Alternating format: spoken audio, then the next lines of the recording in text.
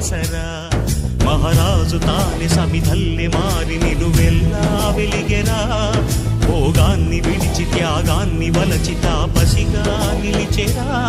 జనక్షేమమే తన సంకల్పముగా తన ఊపిరి హోమజ్వాలలుగా స్వర్గాన్నే శాసించెనురా అమృతమును ఆహ్వానించెనురా